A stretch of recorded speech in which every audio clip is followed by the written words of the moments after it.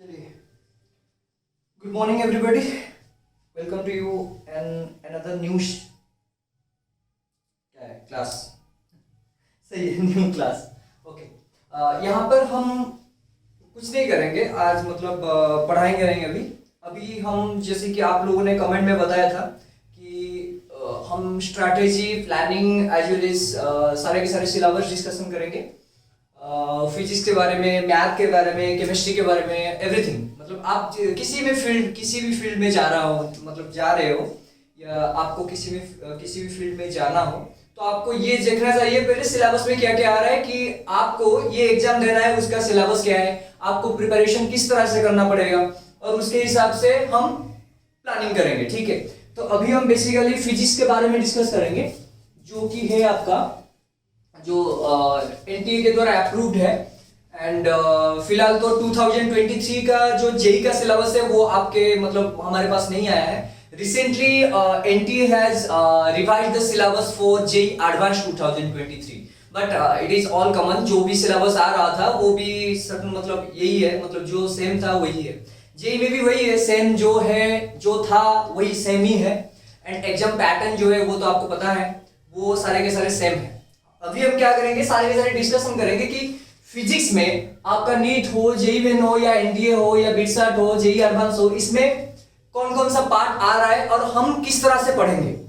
एक के बाद एक जो सिलेबस हम पढ़ेंगे या कवर करेंगे, किस चैप्टर के बाद कौन सा चैप्टर होगा वो हम आज देखेंगे। ठीक है, और सिलेबस जो है मैं आपको लिंक दे दूंगा, आप डाउनलोड कर सकते हैं। जो नीट के प्रिपरेशन करे वो नीट का मतलब डाउनलोड कर लेंगे, जो आपका जेई के प्रिपरेशन कर रहे हो जेई का डाउनलोड कर सकते हैं, एनडीए के लिए एनडीए का, सब मैं लिंक पे दे दूंगा। आप सिर्फ लिंक पे क्लिक करना है और डाउनलोड द पीडीएफ, देन मतलब आपके पास रखना कि मतलब आपका कितना कंप्लीट हुआ या कुछ रह गया, वो आपको कमेंट करके बताना है। नहीं तो आपको एक चैप्टर खत्म हो गया, सर ये पार्ट रह गया, तो मुझे कैसे पता चलेगा कि नहीं ये रह गया है, तो आपको वो कमेंट करके, नहीं तो मेल करके आपको बताना है मुझे। ठीक है, अगर आप लोग हेल्प करोगे देन मतलब आई विल ग्रो, मैं आपको अच्छी तरह से मतलब पढ़ा पाऊंगा। एंड आई अंडरस्टैंड कि मतलब आपके पास मतलब टाइम बहुत कम है, क्योंकि 8 महीने से कम है आपके पास। बिकॉज इस साल जो अभी तो खत्म हुआ जेई मेन 2, लेकिन नेक्स्ट जो ईयर है उसमें आपका इतना लेट नहीं होगा, तो उसी के हिसाब से आपको अकॉर्डिंगली प्लानिंग करना पड़ेगा। नीट एग्जाम भी वही उसी तरह लेट नहीं होगा, वो मई या जून में हो जाएगा, तो उसी के अकॉर्डिंग आपको प्लानिंग करना है। तो हमें मतलब मिलकर कुछ प्लानिंग करना है। अगर कुछ सजेशन आपको देना है तो आप कमेंट में लिख सकते हो, and I will definitely make it workable, seriously. तो आपको मतलब आप लोग कमेंट देंगे, आपसे मैं सीखूंगा, क्योंकि आई एम ए लर्नर, आपसे भी सीखता हूँ, चाहे दूसरे बच्चे हो या मैं यहाँ पर जहां पर भी पढ़ा रहा हूँ वहां से भी सीखता हूँ, सबसे सीखता हूँ मैं। तो कुछ भी mistakes, human makes mistakes, obviously human makes mistakes, तो मैं भी कुछ मिस्टेक्स होगा पढ़ाने के अंदर, तो उसको रेक्टिफाई करने का जिम्मेदारी आपका है। ठीक है, चलिए फिर डिस्कस करते हैं आपका जो फिजिक्स का सिलेबस। देखिए, फिजिक्स में आपका चाहे आपका जेई मेन का हो या नीट का, दोनों का सिलेबस मतलब परफेक्टली सेम है। जेई मेन एंड आपका जो नीट का सिलेबस है वो दोनों का आपका क्या है, सेम है। मतलब फिजिक्स में पहला जो आता है फिजिक्स एंड मेजरमेंट, ठीक है, उसमें आता है पहला आपका physics and measurement. Physics and measurement जो आता है आपका, तो फिजिक्स एंड मेजरमेंट में क्या होता है आपका जनरली, तो फिजिक्स के बारे में डिस्कस करेंगे आप, मेजरमेंट के बारे में डिस्कस करेंगे, जो कि आपका क्या है, एरर आता है उसमें, प्रिसिशन आता है, एक्यूरेसी आता है, ये सारे के सारी चीजें कहां पर आता है, फिजिक्स एंड मेजरमेंट में। चाहे वो आपका नीट का सिलेबस हो, चाहे आपका जेई मेन का सिलेबस हो, तो दोनों का सेम ही है। वो आपका फंडामेंटल यूनिट क्या है, ऐसा यूनिट्स क्या है, जो कन्वर्शन, डायमेंशनल एनालिसिस, ये सारे के सारे उसमें आते हैं। डायमेंशन आएगा, डायमेंशन का जो एप्लीकेशन है वो आएगा, सारे के सारे ये इसमें आएंगे। फिजिक्स एंड मेजरमेंट तो छोटा सा चैप्टर है, लेकिन एक या दो क्वेश्चन आपको तो मिलेगा ही, एक क्वेश्चन तो जरूर मिलेगा कंपलसरी, चाहे वो आपका एरर में आए, नहीं तो आपका डायमेंशन।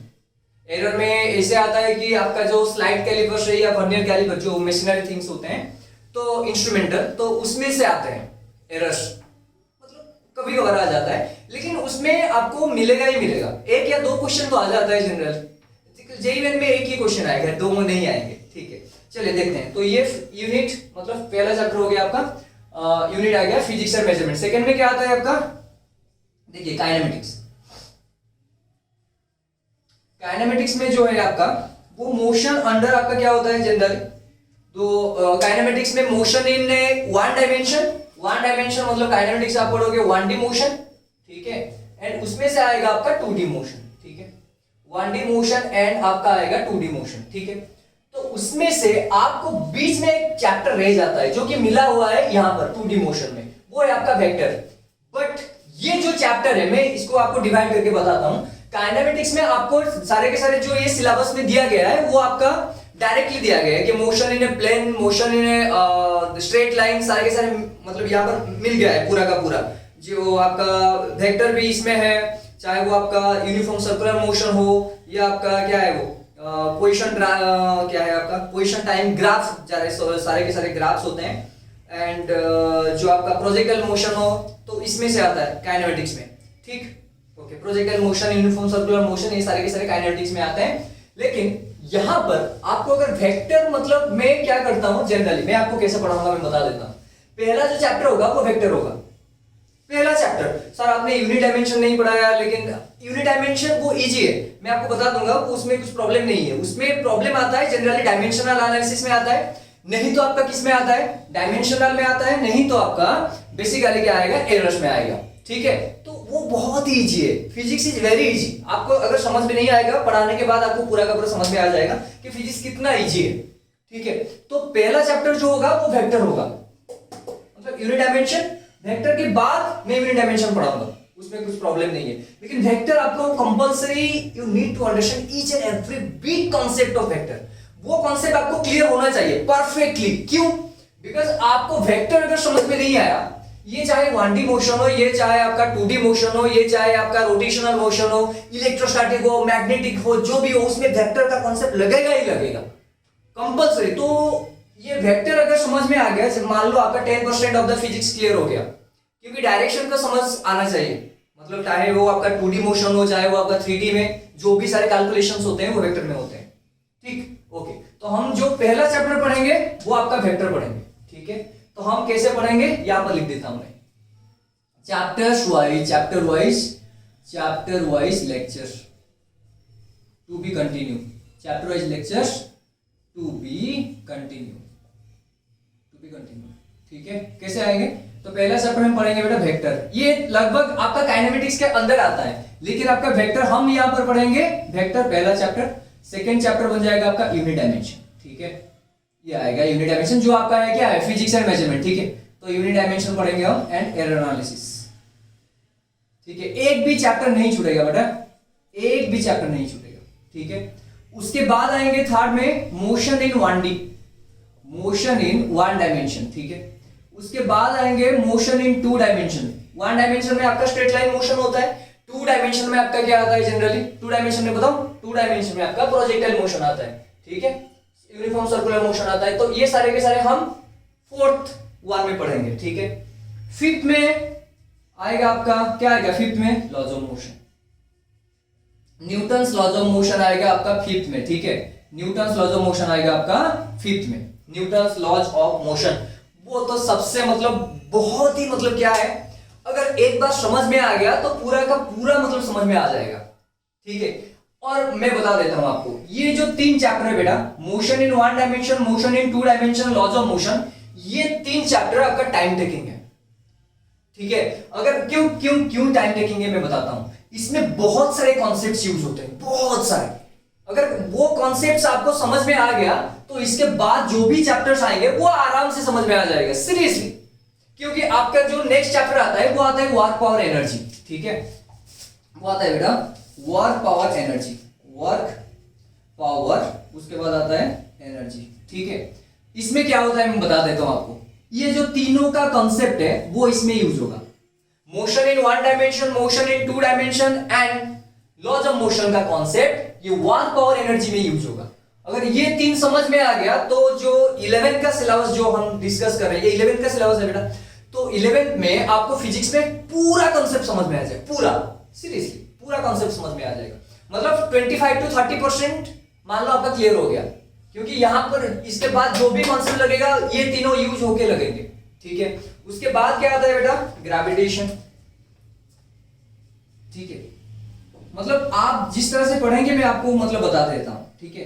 ग्रेविटेशन, लेकिन आपका जो यहां पर दिया हुआ है बेटा वार्प और एनर्जी के बाद रोटेशनल मोशन दिया हुआ है, लेकिन हम पहले पढ़ेंगे ग्रेविटेशन, ठीक है, बिकॉज वो इजीएस्ट चैप्टर है। रोटेशन में थोड़ा टाइम लगता है, रोटेशन थोड़ा सा आपका हटके है चैप्टर, क्योंकि उसमें 3D मतलब इमेजिनेशन लगता है कि मतलब ये कैसे होगा वो कैसे होगा, लेकिन इजी है, आपको पूरा का पूरा समझ में आ जाएगा। उसके बारे में मत मतलब सोचना मत कि ये मतलब इजी नहीं है, ये डिफिकल्ट होगा, छोड़ देते हैं रोटेशनल मोशन, कुछ नहीं है, बहुत ही इजी है। आपको मतलब जो पॉजिटिव एफर्मेशन होता है ना वो आपको चाहिए, सीरियसली। आपको लगेगा पहले से आप मतलब डिसाइड कर लोगे कि फिजिक्स इजी है तो इजी हो जाएगा, सिंपल सा तरीका है।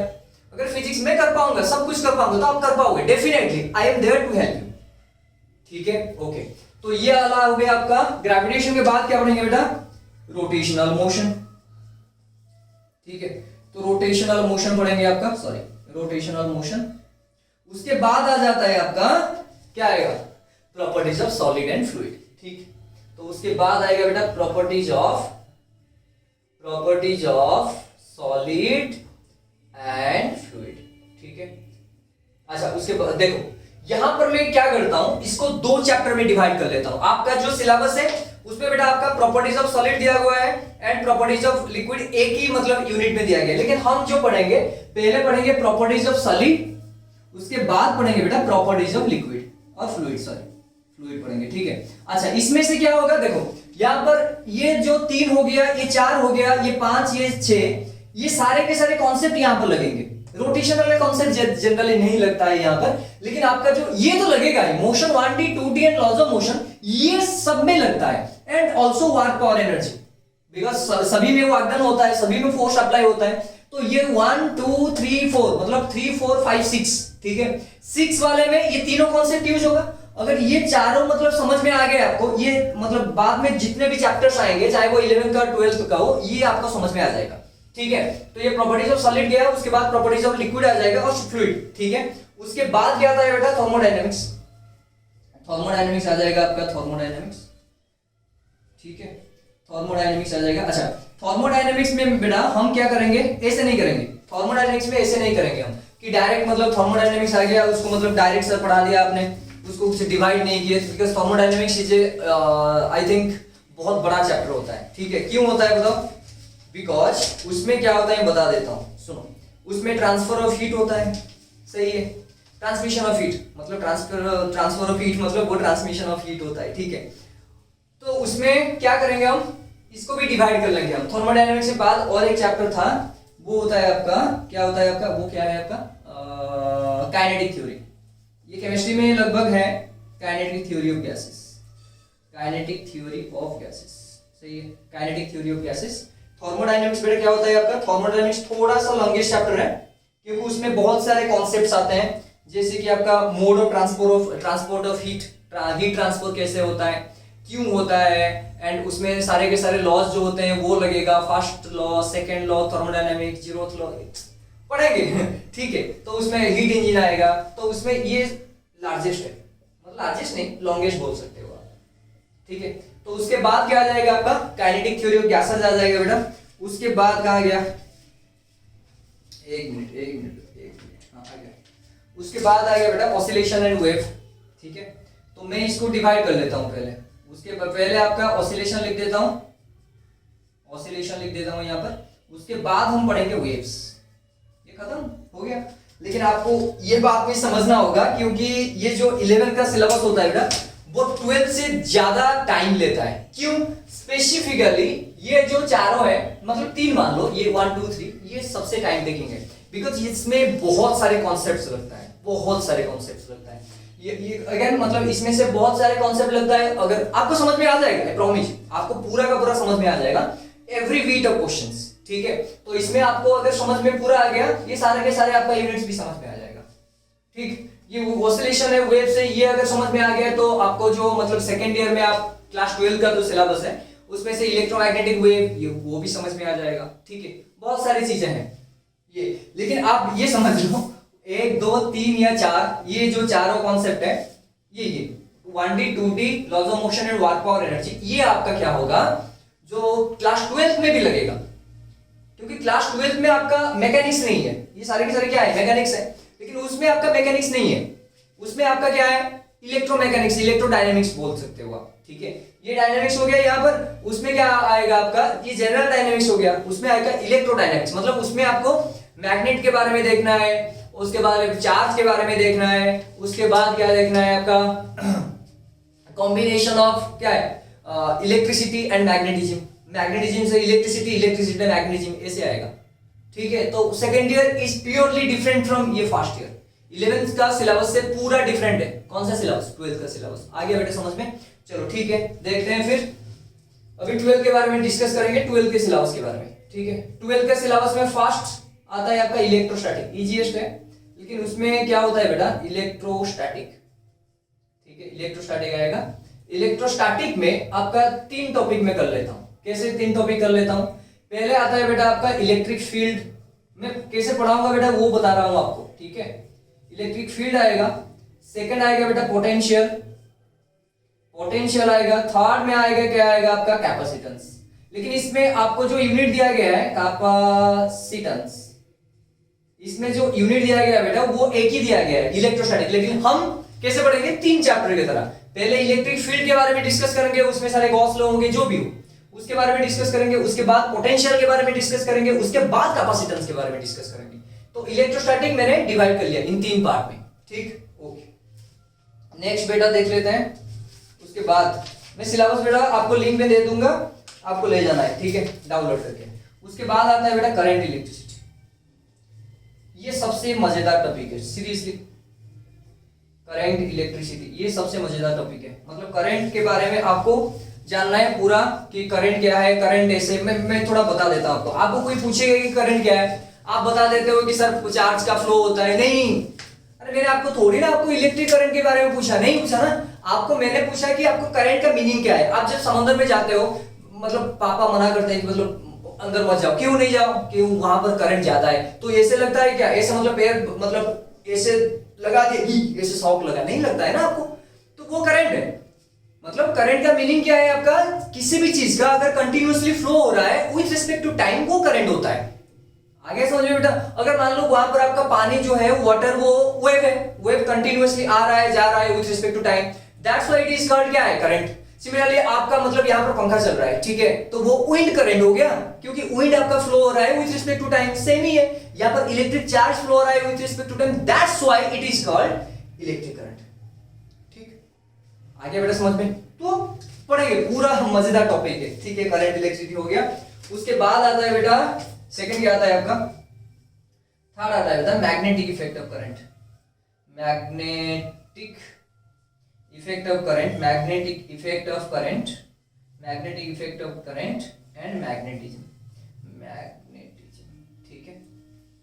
तो इसमें भी हम पार्ट करेंगे बेटा, मैग्नेटिक इफेक्ट ऑफ करंट एक पार्ट पढ़ेंगे एंड मैग्नेटिज्म दूसरा पार्ट पढ़ेंगे, 2 टॉपिक, ठीक है, 2 टॉपिक में ये पढ़ेंगे, ये वाला magnetic effect of current and magnetism, ठीक है। और उसमें आपका और एक भी आएगा, मैग्नेटिक सब्सटेंस भी रहेगा उसमें, तो उसमें कुछ प्रॉब्लम नहीं है, आप कर पाओगे। तो हम ये वाला एक चैप्टर पढ़ेंगे एंड मैग्नेटिज्म दूसरा चैप्टर पढ़ेंगे इसमें से।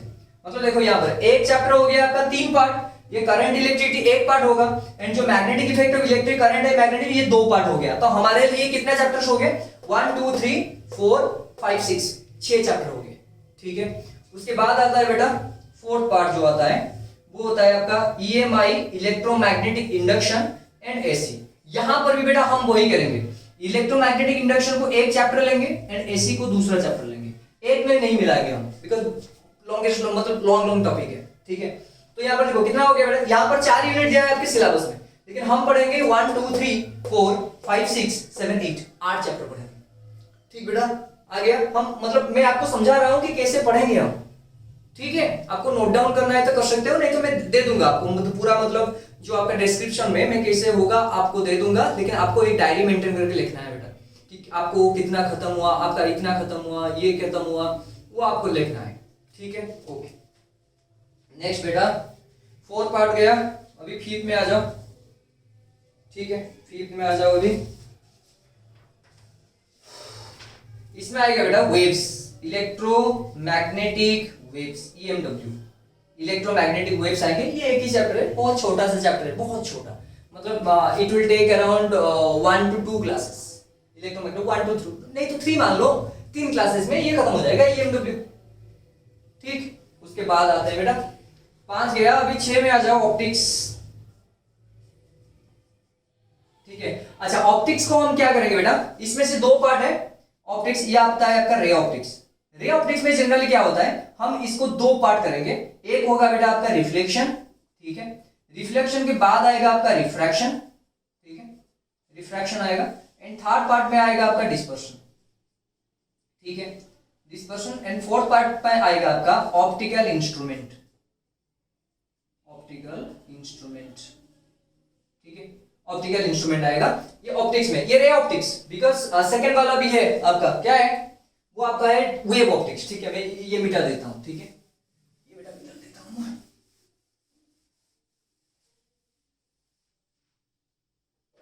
ठीक है बेटा। तो ये आएगा आपका, देखो 6 में कितना आपका जो पार्ट हो गया, 1 2 3 4, 4 पार्ट हो गए। पहले रिफ्लेक्शन के बारे में पूरा थोड़ा प्लेन मिरर में बहुत सारी चीजें सीखेंगे, रिफ्रैक्शन में भी सीखेंगे, डिस्पर्शन में सीखेंगे, ऑप्टिकल इंस्ट्रूमेंट में भी सीखेंगे, ठीक है। उसके बाद आ जाओ बेटा 6 के बाद 7 वेव ऑप्टिक्स। तो वेव ऑप्टिक्स आपका एक ही चैप्टर है, वो भी शायद मान लो छोटा सा टॉपिक होगा, उसमें कुछ प्रॉब्लम नहीं है, वेव ऑप्टिक्स, ठीक, ये आ गया बेटा। उसके बाद वेव ऑप्टिक्स आ गया, उसके बाद बेटा देखेंगे नेक्स्ट आजा, नेक्स्ट आजा, नेक्स्ट आजा, नेक्स्ट आजा, मॉडर्न फिजिक्स तो आ जाएगा, चलो ठीक है। मॉडर्न में क्या पढ़ेंगे बेटा, यहाँ पर डुअल नेचर, पहला चैप्टर होगा आपका डुअल नेचर, ठीक।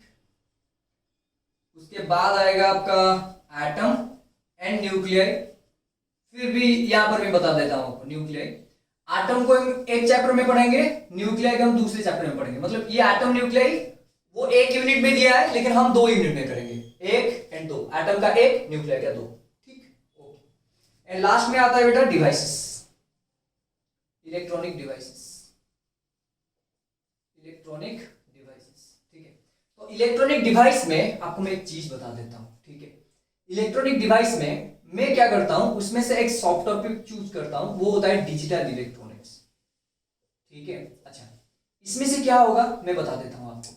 ये डिजिटल जो इलेक्ट्रॉनिक्स है बेटा, मैं आपको ये पहले समझा दूंगा, आपको किसी एक क्लास में बीच में आपको मैं डिजिटल इलेक्ट्रॉनिक्स पहले पढ़ा दूंगा। क्यों पढ़ाऊंगा मैं आपको समझा देता हूं। बिकॉज बेटा डिजिटल इलेक्ट्रॉनिक्स अगर पढ़ पाओगे, एक मैथ में चैप्टर है, ठीक है, वो है लॉजिक, लॉजिक थ्योरी, ठीक है। तो लॉजिक थ्योरी, उसमें क्या होता है आपका जो आपका कंडीशनल स्टेटमेंट होते हैं, कॉन्ट्रापोजिटिव होता है, आपका बाइजेक्टिव नहीं सॉरी कॉन्ट्रापोजिटिव होता है, एंड उसके बाद कंजक्शन आता है, डिसकंजक्शन आता है, वो सारे आपका ये रिलेटेबल है। मतलब digital electronics is relatable to math का आपका लॉजिक थ्योरी, ठीक है। तो अगर डिजिटल इलेक्ट्रॉनिक्स आपको समझ में आ जाएगा, तो ये मैथ का जो लॉजिक है मैं आपको इसमें से ये बना लूंगा। अगर ये बात समझ में आ गया आपको, कौन सा वाला डिजिटल इलेक्ट्रॉनिक्स पार्ट समझ में आ गया, तो ये वाला कुछ नहीं है, लॉजिक थ्योरी खत्म। अगर ये समझ में आ गया तो ये वाला खत्म हो जाएगा। ये जेई के लिए है बेटा, ये जेई के लिए है। सारे के सारे सिलेबस जो है ये सारे के सारे आपके सभी के लिए है। जो आपका मान लो जेई के लिए है, जेई के बाद आपका क्या होगा, नीट के लिए भी होगा, आज वेल एज बिटसेट के लिए भी होगा, नाइजर आइजर सब के लिए यही है। लेकिन ये जो पार्ट है मैथ लॉजिक एंड थ्योरी, ये सिर्फ आपका किसके लिए है, जेई के लिए, और किसी के लिए नहीं है, ठीक है। तो डिजिटल इलेक्ट्रॉनिक्स फिजिक्स में अगर समझ में आ जाएगा, तो आपका मैथ का भी लॉजिक थ्योरी आपका समझ में आ जाएगा, ठीक है। तो ये मैंने सारे के सारे सिलेबस आपको आपके साथ मतलब शेयर करवा दिया। अभी देखो क्या क्या रह गया आपका। हम जो पहले पढ़ेंगे वो क्या है आपका, वेक्टर्स, बताया आपको। हम पहले पढ़ेंगे वेक्टर, उसके बाद यूनिट डायमेंशन एरर एनालिसिस करेंगे। इसमें यूनिट डायमेंशन एक चैप्टर में पढ़ेंगे और एरर एनालिसिस दूसरे चैप्टर में पढ़ेंगे। उसके बाद मोशन इन 1D पढ़ेंगे, 2D पढ़ेंगे, लॉज ऑफ मोशन पढ़ेंगे, वर्क पावर एनर्जी पढ़ेंगे। उसके बाद हम ये स्टार्ट करेंगे 12th। नहीं तो आप मुझे बताना, अगर मतलब डिस्क्रिप्शन में बता देना बेटा, हम इसके साथ इसको डिस्कस करेंगे, या मतलब इसको एक एक करके मतलब 6 चैप्टर या 5 चैप्टर कंप्लीट करके उसके बाद यहाँ पर 12th में आएंगे। तो आप भी बता सकते हो सर हम 12th में हैं, तो आप अगर इसको नहीं कंप्लीट करोगे तो हम ये पढ़ेंगे, ये कंप्लीट नहीं होगा, वो भी चीज है। तो एक काम करते हैं बेटा, ये पार्ट मतलब भी चलेगा साइमल्टेनियसली, ये पार्ट भी चलाएंगे। मतलब मान लो एक दिन ये करेंगे और एक दिन ये करेंगे, नहीं तो एक दिन में इसमें थोड़ा सा पार्ट, इसमें थोड़ा सा पार्ट, ठीक है। तो आप कमेंट करके बताना बेटा कि मतलब कौन सा वाला इजी रहेगा आपके लिए। मतलब आपको ये पांच चार 1 2 3 ये तीनों कंप्लीट करने के बाद ये स्टार्ट करें या पैरेलल चले, ठीक है। तो पैरेलल चलने पर भी कुछ प्रॉब्लम नहीं है, थोड़ा बहुत कॉन्सेप्ट लगता है आपको, क्योंकि इलेक्ट्रोस्टैटिक में लॉज ऑफ मोशन का बहुत सारे कॉन्सेप्ट लगता है यहाँ पर। हाँ, इससे पहले मैं आपको ये भी समझा दूंगा आपको बेसिक मैथ, ठीक है। तो बेसिक मैथ जो है आपका वो भी समझा दूंगा आपको, बिकॉज बेसिक मैथ अगर समझ में नहीं आएगा तो ये फिजिक्स में थोड़ा बहुत प्रॉब्लम आप फेस करोगे, ठीक है। तो उसमें कुछ भी प्रॉब्लम नहीं आएगा बेटा, फिजिक्स में कुछ प्रॉब्लम नहीं आएगा आपको, आई गारंटी यू। एंड जो एडवांस का सिलेबस है वो क्या है, मैं आपको मतलब थोड़ा बहुत मतलब समझा देता हूँ आपको। तो उसमें यूनिट डायमेंशन जो एरर एनालिसिस है वो है आपका जनरल में, ठीक है। मैकेनिक्स में आपको क्या है, ये भी आ जाएगा, motion 1D 2D, laws of motion, work power energy, ये सारे के सारे आ जाएंगे।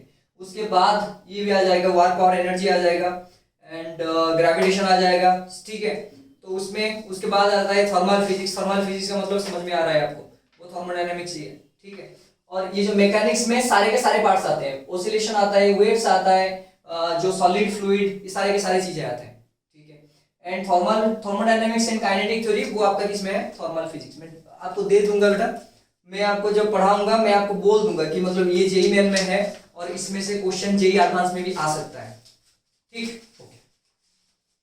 इलेक्ट्रिसिटी, मैग्नेटिज्म, उसके बाद बेटा electromagnetic wave, optics, modern physics. तो मतलब बेसिकली सारे चीजें आते हैं, लेकिन आपका जो आता है क्या आता है बताता हूं मैं, ये सेमीकंडक्टर डिवाइसेस जो इलेक्ट्रॉनिक डिवाइसेस होते हैं वो इसमें नहीं है, वो इसमें नहीं है। इसमें मतलब आपको सिर्फ क्या करना है, एटॉमिक फिजिक्स या डुअल नेचर वो भी नहीं है इसमें, ठीक है। तो ऑप्टिक्स में आपका है, ऑप्टिक्स में दोनों है, जो रे ऑप्टिक्स वेव ऑप्टिक्स में। फिलहाल ये वाला आपको समझाने पर वो वाला समझ में आ जाएगा, मतलब जेईई मेन में जितना सिलेबस है जेईई एडवांस में उतना सिलेबस नहीं है, उसमें से कट हो गया है कुछ कुछ।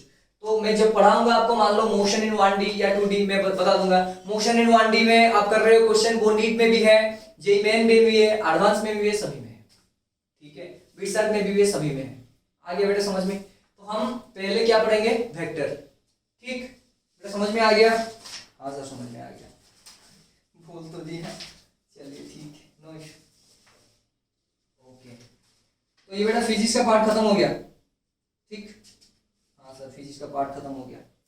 तो ये बात समझ में आपको आ गया पूरा कि मतलब फिजिक्स में क्या क्या हम पढ़ेंगे, ये सारे के सारे सिलेबस हुआ, एक के बाद एक पढ़ेंगे या साइमल्टेनियसली ये करेंगे, आपको बस कमेंट में लिखना है, ठीक है बेटा। और मैं आपको डिस्क्रिप्शन में दे दूंगा, वो आपको सिर्फ डाउनलोड करना है, ठीक है। तो इसके फिजिक्स के बाद हम क्या करेंगे, मैथ के बारे में डिस्कस करेंगे, उसके बाद केमिस्ट्री के बारे में डिस्कस करेंगे, सही है बेटा। तो पहले हम पढ़ेंगे वेक्टर, याद रहना चाहिए कि वेक्टर पहले पढ़ना है आपको, ठीक है, बहुत इजी है।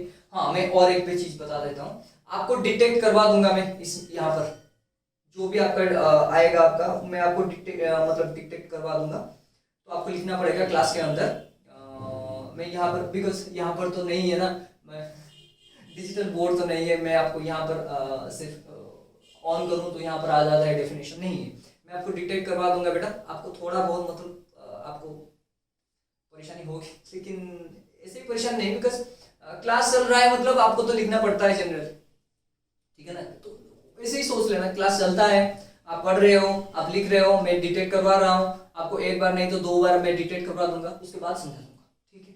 एंड जो क्वेश्चंस है मैं उसी तरह बेटा लिंक में दे दूंगा, तो आपको डाउनलोड करना है, सॉल्व करना है।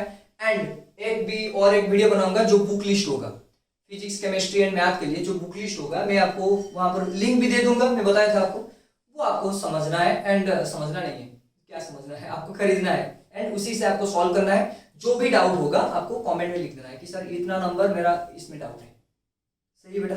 चलिए नेक्स्ट वीडियो में मिलते हैं बेटा, मैथ के बारे में डिस्कस करते हैं। चलिए थैंक यू बेटा, बाय, बेबी की स्माइलिंग।